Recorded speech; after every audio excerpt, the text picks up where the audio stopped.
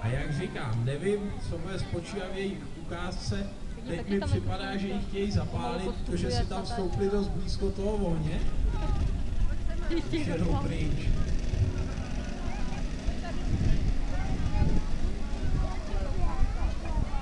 Ta kačena je z roku 1953 a Zborín získal od SDA v roce, bych vám nekecal, myslím 2007, ale bych vám tady dal.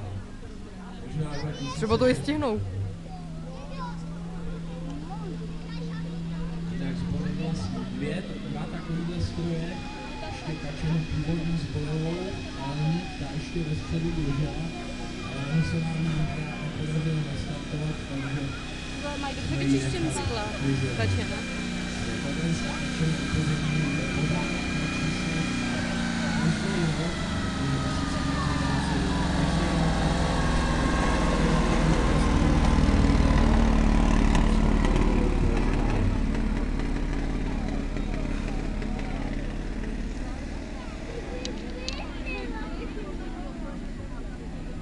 stroje mají motor vidlicový 8válec. Tyto motory se používaly v osobních automobilech na trhu 3, pohonně 4x4. Vyskakují hasiči a nemají čím hasit. To máš. Jak jste mohli zapomenout stříkačku? Zapomněli stříkačku. Umíš něčím budou hasit?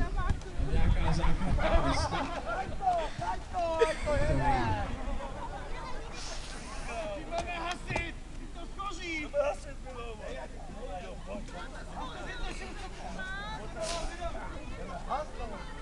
Vidějí, že hodili jednoho člena do vody, ale furt nevím, jak mu a sehnali kýbl, takže hasej kýblem a přelva. Vidíte stříkačku, tady neuvidíte. Poraděj si v každé situaci.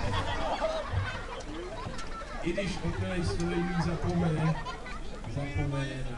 stříkačku. No ale dokážeme se poradit, ne?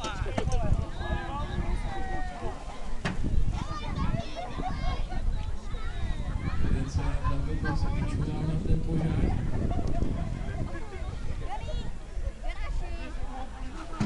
Hasej jak můžou a hasej tak usilovně, že to snad uhasí.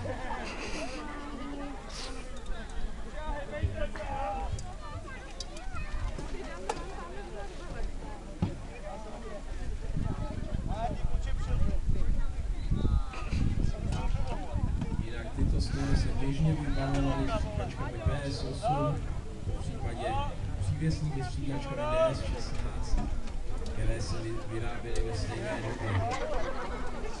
Tyto stroje jsou lehké a má úplně neuvěřitelnou průchodnost terénu.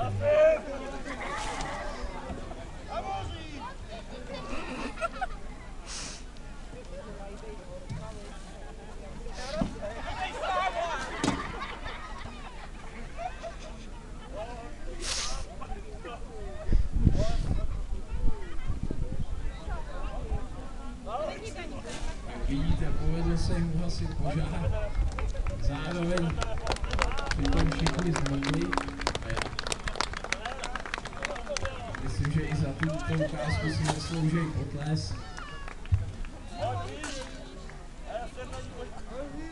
Poprosil bych o bodování ukázky. Jenom polejte volá na narozeniny.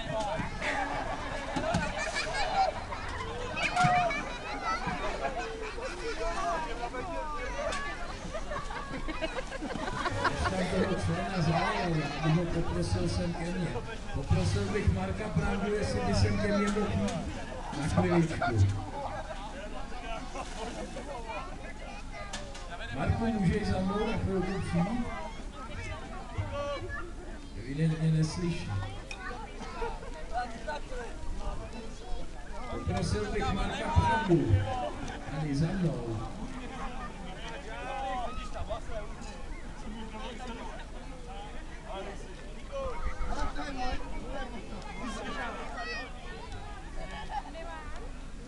to zkusím ještě jednou. Pan Marek Pravda, ať se dostaví sem ke mně. Počkej, já si vemu boce!